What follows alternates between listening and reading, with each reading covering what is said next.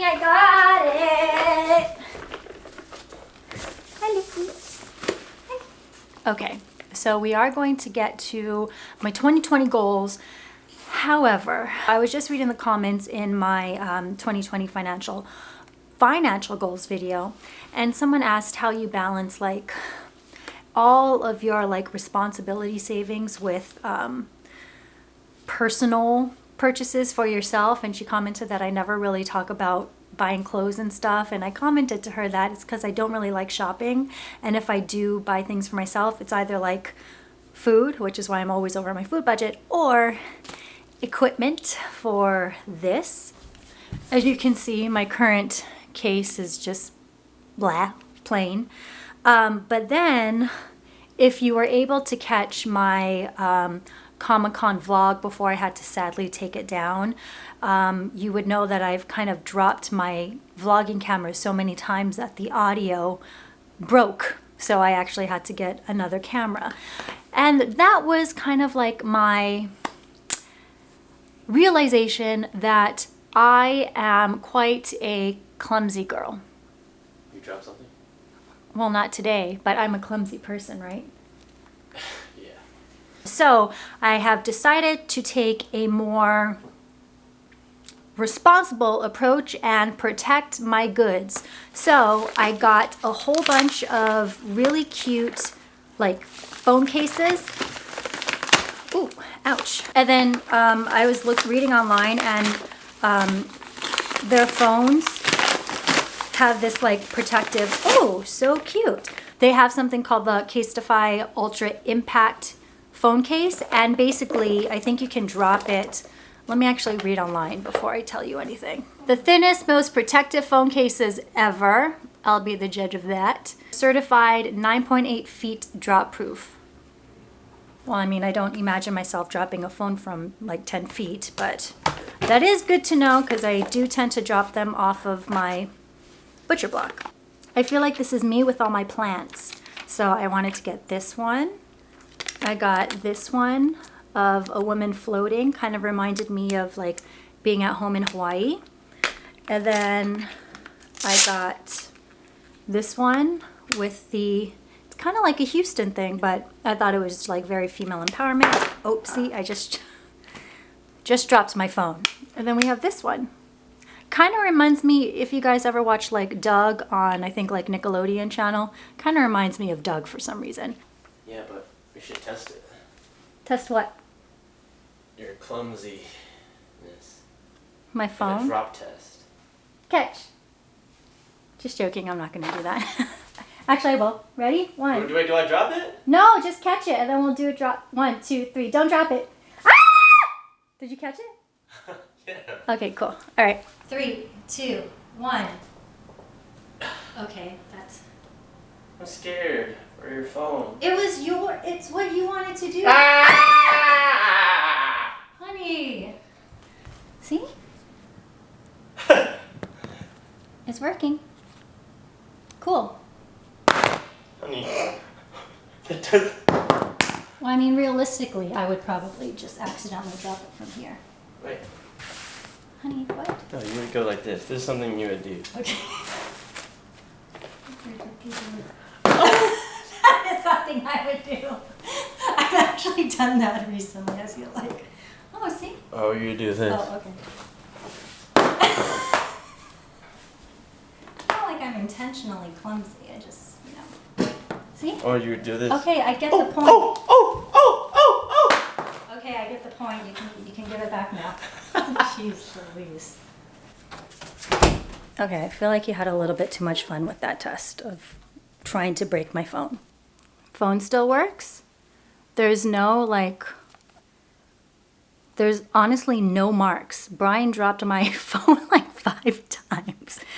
Yeah, he definitely had way too much fun doing that. And it's exactly the same quality as it was when I first opened it. So we're gonna put Hawaii Asia away because I really like plant Asia. You guys are always asking me whether, every time I talk about a product and I really am excited about it, always asking me for discount codes. Sometimes I don't have a discount code. Other times I do, like yesterday, I gave you guys, or I had a 10% off discount code for the planner I was talking about, and I do have a 20% off discount code for the Casetify cases. And they also have, let's see, I saw online, they also had these little pop sockets too, honey. But honestly, the pop sockets they had didn't really match the color scheme that I chose, so I decided to go pop socket free. But code Asia Dang. Like I said, I think these would make for like really cute stocking stuffers, or like just gifts. We have, what's that white, is it called White Elephant? All right, so let me clean up, and then, this lighting is odd. We'll start doing the 2020 goals. I actually haven't really thought about them too much, so this will be an interesting video. Sorry for that long sidetrack. I just got really excited about it. But yes, time to do, what are we doing? Time to do my 2020 goal setting. And as you, I mean, you probably can't sense it, but the environment is much more calmer now. Brian left for rehearsal. I took the dogs out for a long walk. So now they're sleeping. I lit my candles and my Palo Santo. So now I'm just like creating this vibe of just like calmness. So I think it's a good opportunity now to start on my 2020 goals. So you obviously don't have to use this kind of roadmap, but for me, it's something that I have been using for years and have found it to be very helpful.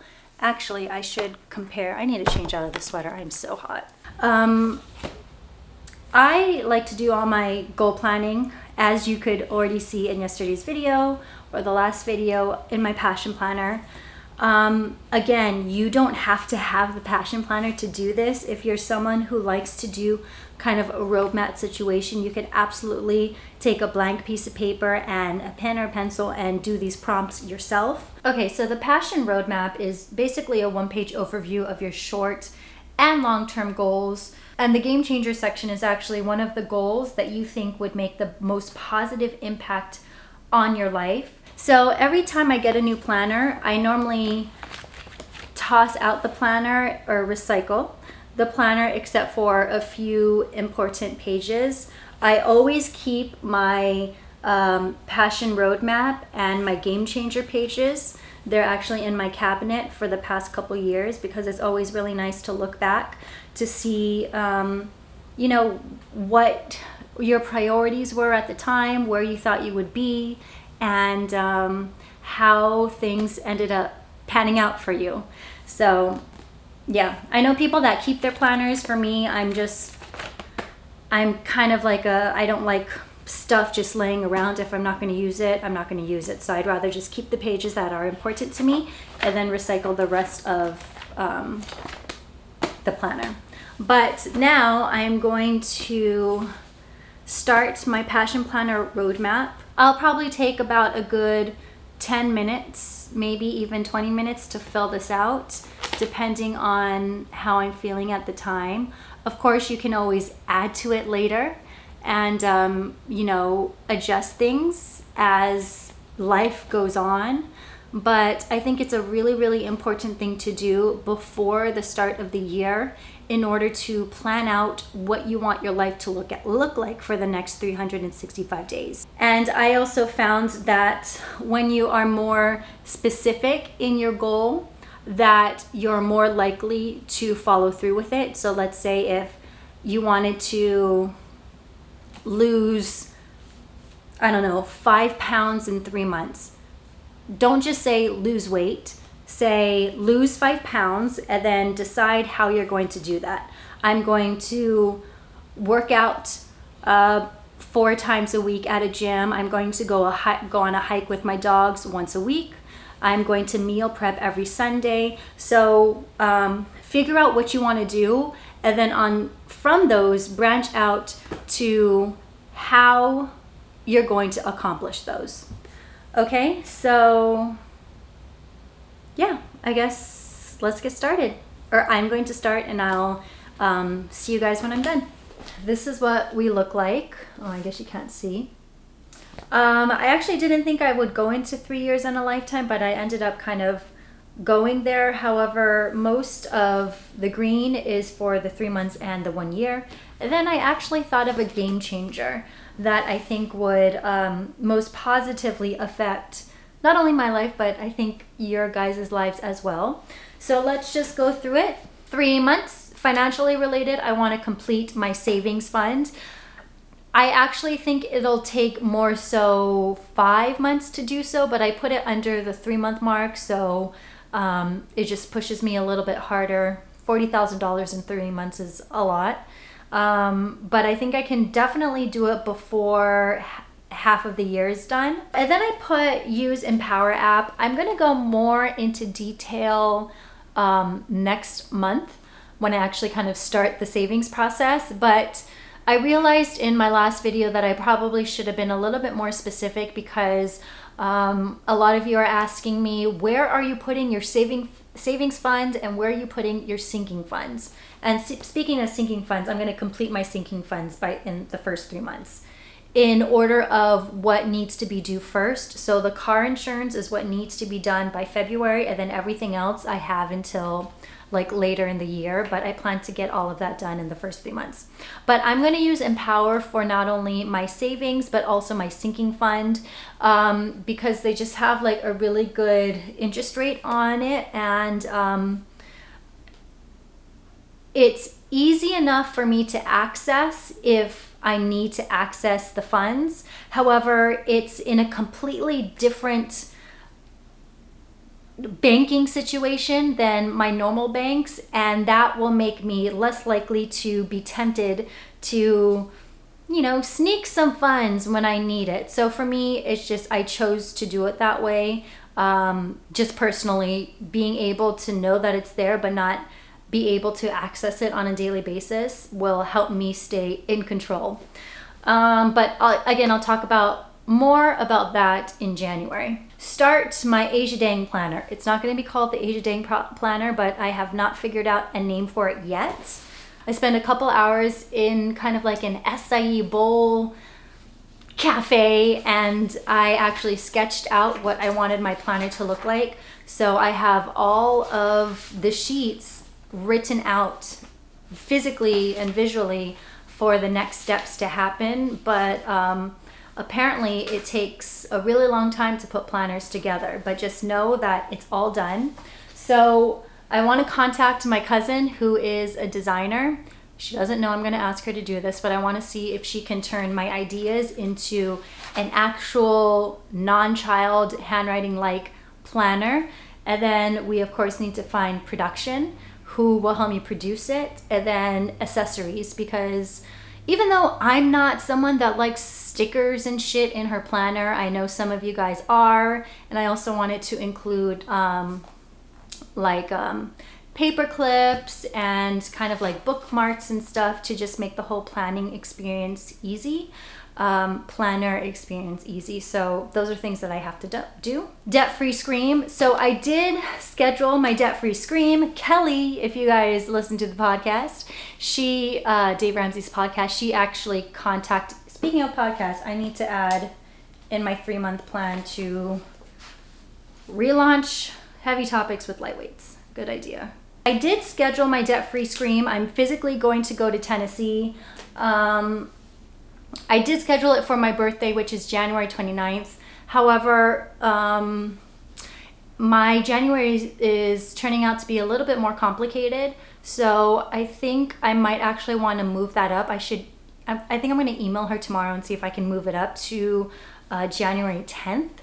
And plus, I don't want to start my birthday off, I don't want to start off my new age year kind of still in what happened in my 32s. I want to just move forward at that point. So just mentally, I would rather do my debt-free scream before I turn 33, so that it's kind of just like a brand new start for everything. But I did schedule it, and hopefully it is going to be in January. Okay, that's for 3 months.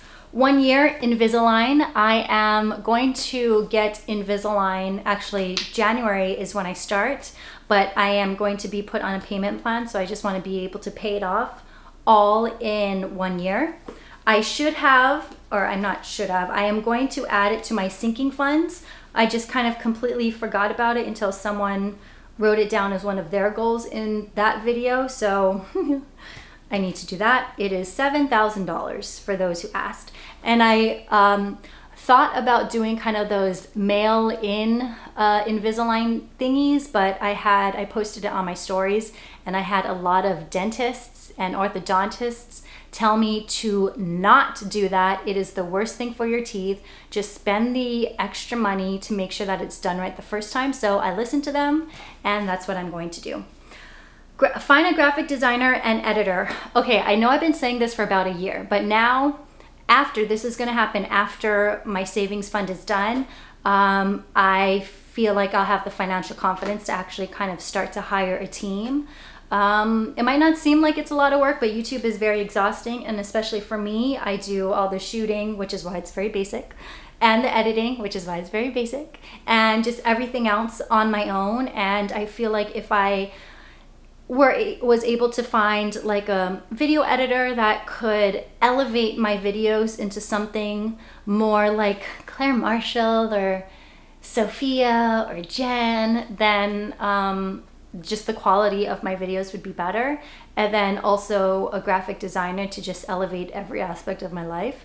But again, don't send me your resumes. I get sent resumes because I keep on mentioning it in videos, but I don't have money to pay you. So unless you want to work for free, which is fine by me, don't send your resume until I am financially stable enough to be able to pay you every month without freaking out, okay? 1 year, travel to one new place. I used to love to travel. And then I got dogs. And I started to become a homebody and didn't really want to leave the house. And now I just want to be able to travel. It doesn't even have to be on a plane. Maybe we just go someplace in a car. But somewhere, one new place this year that I have never been to. So if you have any suggestions that is realistic, because if you tell me go to Antarctica, that's just not going to happen. Let me know in the comments. Dog training.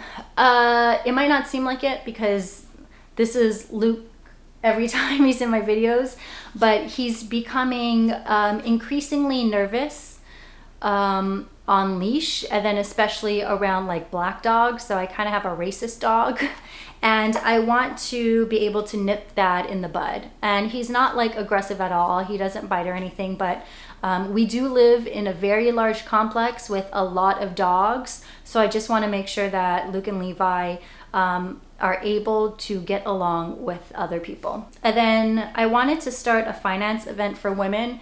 There's a lot of events around LA that have to do with fashion or beauty or wellness, but I've only been to one. Actually, it wasn't even one about finance. Finance was one topic in the event, but I want to build an event around finance, and it's not going to be serious and boring and stuffy. It's going to be really exciting, but outside of that initial sentence, I haven't really thought about what that looks like. But I would at least like to get the ball rolling on that event, just get a more clear vision as to my why. Why do I think it's important to throw an event about female and women in finance? And then finally, my 1 year mark, which actually happens to be my game changer, is I feel like I would be, I want to do a series that is like Marie Kondo meets Queer Eye for finance. So you guys are always asking me for advice, and I don't know why you're asking me for advice, because you guys know I suck at this stuff. I'm just like going along my merry way, and then sometimes I fail and sometimes I do well, and but it's a mess. So I don't really know what I'm doing, just as much as you guys know what you're doing. But I think it would be fun if maybe I got together with a group of experts, whether it's experts in kind of financial planning, experts in, what did I say, job training, maybe even Bernie Sanders, you know, because he's all about like that debt-free college life, to help make over people's financial life. And I literally have been thinking about this only for a couple months. And I think that would be my personal game changer. Not only just, you know, obviously work-wise, that would be huge for me if like something like Netflix or Hulu or Amazon Prime picked it up. But I think it would also be the next step in what is my financial journey. And it would be to go to the houses of you guys and help you out on a more one-on-one personal basis with a team of people who actually know shit. Versus me, I am just charming. I did that for my 1 year mark because obviously I have a lot of stuff to do and I can't really do any of that stuff if I'm still struggling financially. So I want to be able to have my saving fund and my sinking funds completed before I go into what will eventually be a very expensive journey for me and this series. It will definitely start on YouTube, but you know, there's going to be travel involved. I'll have to hire a crew because I can't really do this all myself, that's for sure. And yeah, so that will be, I don't know when I would actually kind of launch it, but I would at least like to get the pieces together by the end of 2020. And then 3 years, I want to buy a house. I'm hoping to have a down payment done in 2 years, which you guys know from the last video. My down payment goal is $200,000. And then launch, I have this idea, I have a lot of ideas. I have this idea for an app for dog owners that I think would, I know it's something that I would use, and I don't want to talk about it because I can't clearly verbalize it at this point, but unless it's out there already, I haven't heard about it, but I think it would definitely help a lot of dog families kind of get the health of their dogs together. But yeah, and then of course, you know, marriage and family would happen in the next 3 years too. And then over my lifetime, the only thing I put for that is build a community of empowered women. So I have a lot to do in the next 3 years. So we'll see what that actually looks like over my lifetime. But yeah, that's what I have for my 2020 goals. I think hopefully maybe by the weekend you want to try and start planning your life for next year. That's intimidating. You want to just start planning some goals that you want to accomplish next year. Last video, we talked about financial goals that you want to accomplish. So let's talk about anything outside of finance. What is something that you want to accomplish next year? My big thing for next year is to launch my financial planner. That's something I really want to do. But yeah. Whew, okay, now we got all this serious. This video started off really random and fun, and then it kind of like took a turn down to really serious and life shit. And now I just really want to eat a sandwich and chips, to be honest. 2016, 2017, 2018 were all kind of like weird dumpster fucks. 2019 was a fairly good year, except for, you know, the political climate is shit. I think 2020 is a year that we can all thrive. Okay, so let's just make that a goal that we thrive in 2020. And yes, okay, I'm Aisha Dang. Thank you so much for watching. I will see you next time. Vlogmas is almost coming to an end, people. Look at that, December's almost over, which means 2020 is almost here.